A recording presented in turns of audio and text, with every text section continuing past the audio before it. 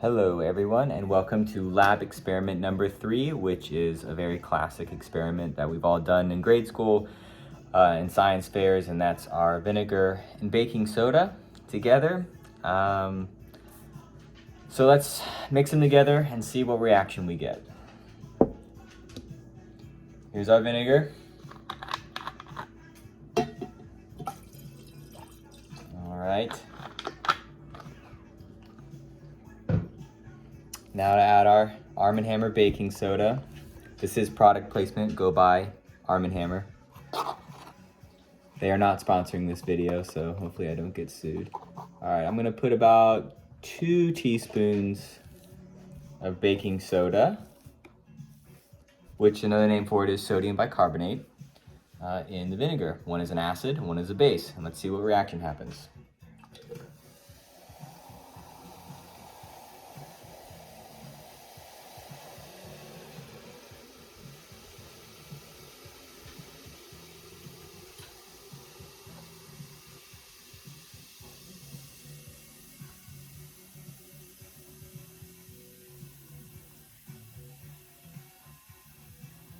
Cool.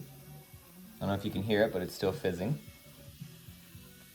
Reaction's kind of pretty much over now. All we're seeing is just a few of the carbon dioxide bubbles. All right, so now the million-dollar question is, why does that happen? So I wrote down a few notes about this reaction specifically and why it occurs. So baking soda and vinegar react chemically because one is a base and the other is an acid.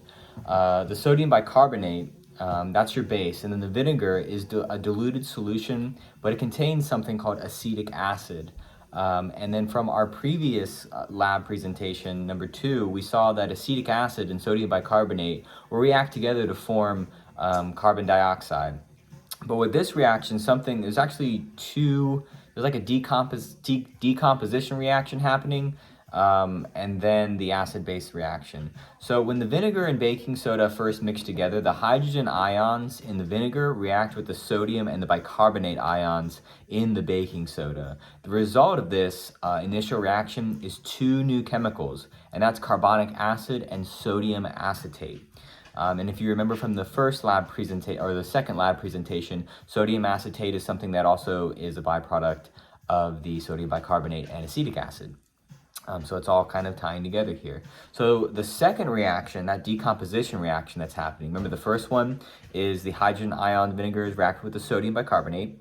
So the second one, the decomposition one, the carbonic acid formed as a result of the first, so then it immediately begins to decompose into water and carbon dioxide gas. So that carbon dioxide gas that saw the bubbles and the fizzing, that brought it up almost all the way to here, that is the main reaction. That's what causes it to bubble up so much and so violently, as you saw, and that's why it's a great use for science experiments, and the volcano one that we're also so used to.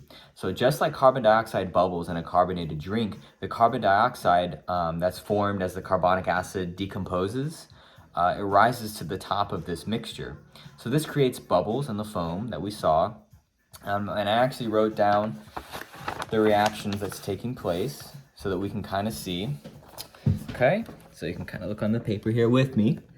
So we have the baking soda here. That's our nomenclature, the NaHCO3. So that's reacting with the vinegar, which the nomenclature is CH3COOH. So these are our reactants. That's what's going into the reaction, right to the left of the arrow. And then to the right of the arrow, it was so long I had to space it down. We're getting the products, which is that sodium acetate, that's CH3COONA.